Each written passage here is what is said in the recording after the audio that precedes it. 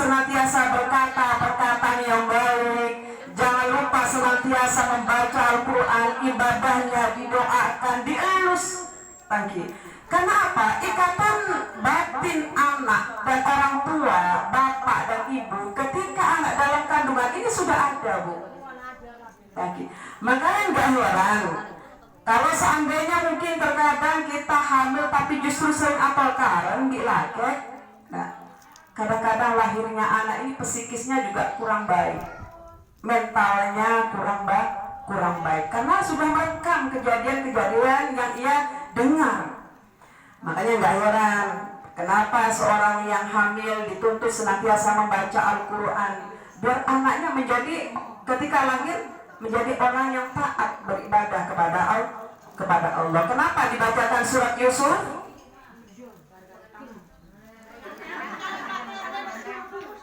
Kenapa dibacakan surat Maryam?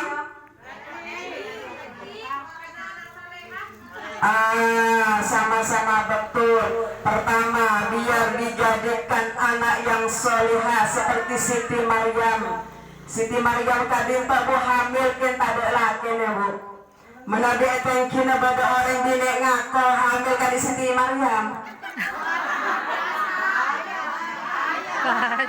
Bahaya deh kamu. Tade. Cuma satu-satunya ya hamba Allah yang hamil dan bisa melahirkan tanpa seorang suami adalah Siti Maryam. Kenapa dibacakan surat Yusuf? Biar dia soleh seperti Nabi Yusuf. Bagaimana ceritanya Nabi Yusuf, Bu? Karena Nabi Yusuf itu terkenal orang yang sangat tampan sehingga diibaratkan bulan. Mereka separuh milik Muhammad, seperempat milik Yusuf, seperempat lagi milik manusia sebumi, Kak Dinto. Makanya istri raja yang bernama Zulaiha, Bu, kenapa? Kepencut, kenapa? Tertarik dengan ketampanan Yusuf sampai ketika pada suatu saat rajanya keluar menunaikan tugas kerajaan, Zulaiha menggunakan kesempatan anak sekepolong karena gentengnya luar biasa, Bu, diajak ke kamar. Terus berhubungan. Tapi karena Yusuf, sebenarnya dalam hati Yusuf sama-sama tertarik. Karena Zulaiha kalau coba ratin, Bu, manusiawi. Tapi keimanan Nabi Yusuf itu di atas nafsunya. Ketika Zulaiha sudah merayu, Yusuf tidak mau sampai terjadi ya penyobekan baju itu ya, Bu ya. Nah, sampai Yusuf di penjara dan lain sebagainya. Lantas ketika Yusuf di penjara, masyarakat tengkin mereka sudah heboh, Bu. Emak-emak sudah pada amasa nase, Bu. Lo olah cukup, olah Zulaiha. Masanya tuh, lah karena Zulaiha jo ano pada direnteng kina tangki.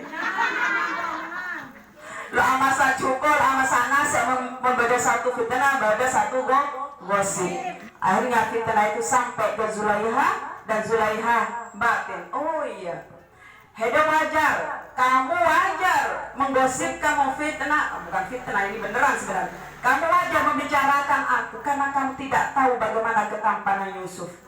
Akhirnya Zulaiha marah dalam hatinya, akhirnya mengundang seluruh perempuan tengkina itu untuk hadir di rumahnya Zulaiha. Ada acara dan ketika mereka duduk bersama semuanya, lantas para perempuan-perempuan itu diberi buah apel dan satu pisau. Ketika mereka sudah mulai mengupas napa buah apelnya, akhirnya Yusuf dipanggil oleh Zulaiha. Wahai Yusuf, minta tolong sandang keluar. Ketika keluar, Bu, apa yang terjadi?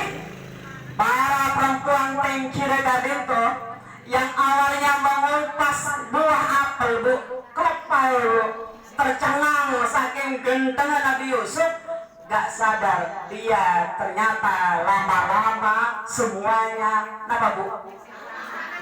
Tangannya yang dikupas, esek-seksa, lo gerasa peti, lo gerasa luka. Itu, Bu, ketampanan Nabi Yusuf, Bu. Beda dengan ketampanan orang tengkina, thank you, Bu. Lain, thank you. Ya, semakin terakhir ada yang namanya sabar. harus dengan air mata terkadang, harus dengan sebuah kesakitan terkadang. Pagi. Semangat Bu. Semangat. Dari kami terima kasih. Wassalamualaikum warahmatullahi wabarakatuh. Tutup, buka tutup. Ada buka tutup. Malamnya saya sampai buka.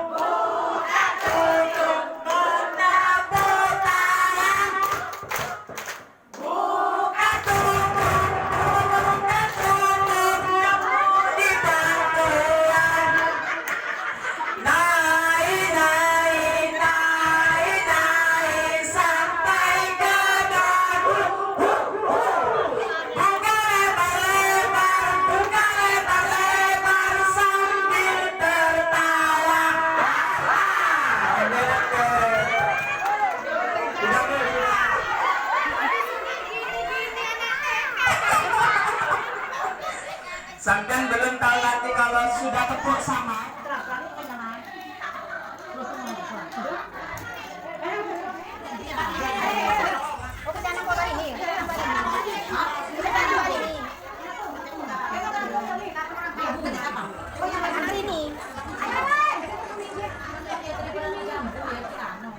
Alhamdulillah wala ilah. Neng.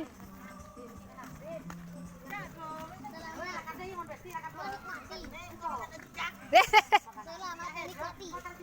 Selamat.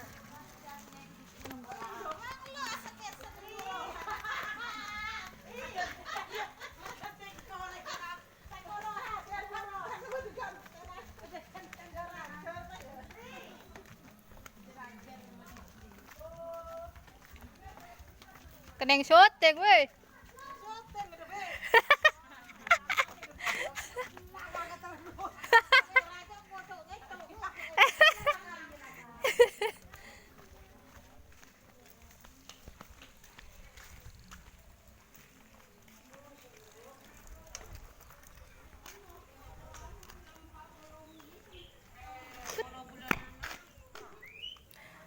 Udah nyampe rumah, deket kok, cuma